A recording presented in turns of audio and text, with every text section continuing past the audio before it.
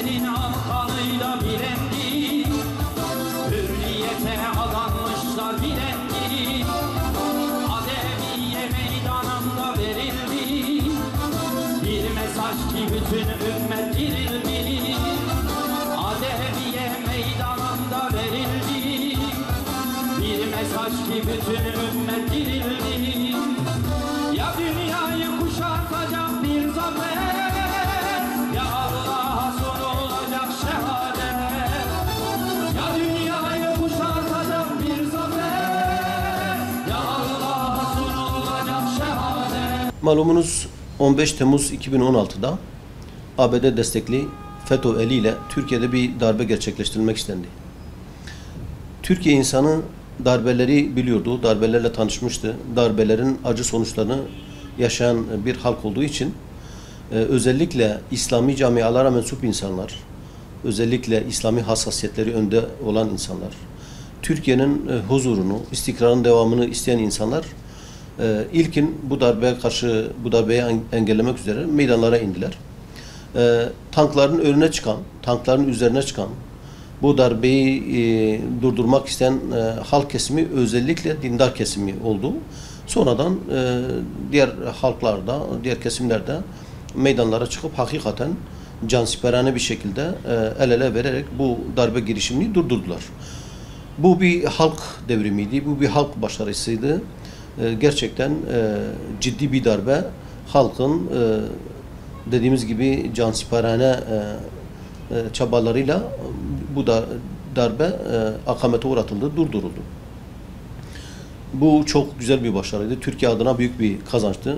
Zira Türkiye insanı darbelerin neticelerini biliyor ve iliklerine kadar yaşamış bir halktır.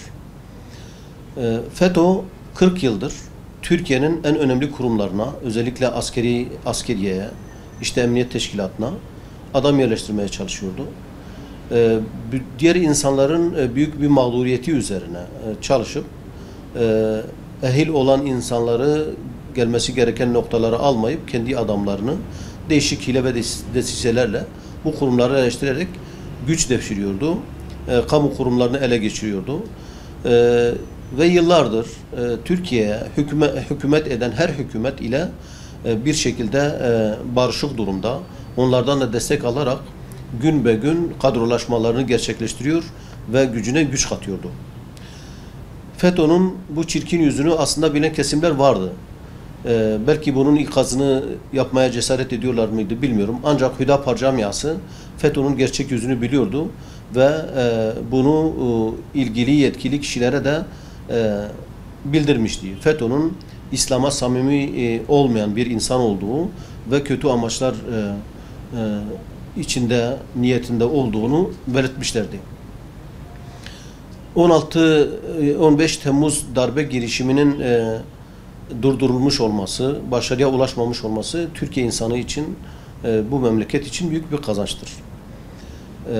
Ancak halkın eliyle durdurulan bu darbe, halkın eliyle engellenen bu darbe sonradan halkın aleyhine dönüştürüldü. Halkın devrimi halkın elinden çalındı ve halkın aleyhine dönüştürüldü. Şöyle ki özellikle FETÖ darbe girişiminden sonra bazı kesimler özellikle de o zaman o esnada meydanlara çıkmayan, hele bir bakalım ne olur diye evlerinden çıkmayan, istirahatlarını bozmayan kesimler sonra bu darbe girişimini bütün İslami camiaların aleyhine dönüştürmeye çalıştılar ve işte Türkiye'de İslami camiaların bitirilmesi gerektiğini söylemeye başladılar.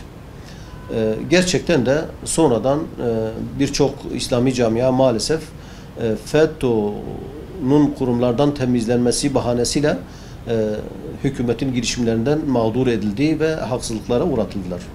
Oysa ilkin bu darbeye karşı çıkanlar samimi Müslümanlar idi, dindar Müslümanlar idi. Dolayısıyla hala FETÖ'nün yargısının, emniyet kolluk kuvvetlerinin sonuçlarından dolayı, baskılarından dolayı cezaevlerinde tutulan mağdur insanlar var. Özellikle de mütedeyyin, dini hassasiyetleri önde olan İslami bir yaşam sürdürmeye çalışan insanlar her ne kadar FETÖ'nün yargı mensupları ve kolluk kuvvetlerinin eliyle bu kumpaslarla, hilelerle buralara konulmuşlarsa da, işkenceleri tabi tutulmuşlarsa da, işkenceler neticesinde ifadeleri alınmışlarsa da maalesef bu darbe girişinin ortaya çıkmasından sonra da hala bu insanların cezaevinde tutulması büyük bir vebaldir ve hükümetin bir an önce buna çözüm getirmesi gereken bir konudur. Hüdapar camiası FETÖ'nün samimiyetsizliğini biliyor. Zihninin arka planında bu İslami gibi görünen hizmetlerini Türkiye insanının aleyhine işlemek ve kendi şahsi bazı hedeflerine ulaşmak ve onu yönlendirenlerin amaçlarını yerine getirmek için bir çaba içerisinde olduğunu öğrenmişti. Bunu anlamıştı ve bunu dediğimiz gibi ilgili yetkililere de bildirmişti. Ancak Hüdapar yetkililerin bu bilgileri dikkate alınmadı. Ta ki 15 Temmuz darbesi girişimi olunca o zaman Hüdapar yetkililerinin haklılığı ortaya çıktı. Fakat maalesef Türkiye'ye çok zarar verildi. O darbe girişiminde 250 insan vefat etti, canından oldu. 2000'in üzerinde insan yaralandı ve Türkiye'ye bir sürü maddi maalesef zarar verdirildi.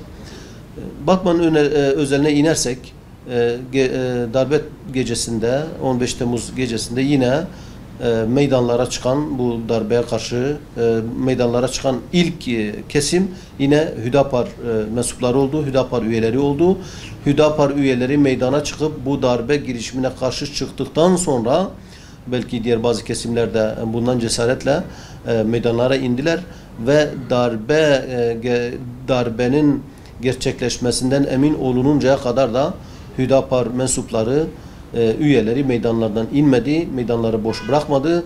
Diğer Batman halkı da elhamdülillah bu camianın, bu partinin mensuplarından cesaret alarak onlara destek vererek bu darbe girişimini bertaraf ettiler, akamete uğrattılar. Bu anlamda da biz Hüdapar olarak Türkiye'de gerçekleşecek olan her doğrunun, her faydalı işin yanında olacağız ve memleketin huzurunu, istikrarını bozacak olan her girişimin, özellikle de darbe girişimlerinin karşısında olacağız inşallah.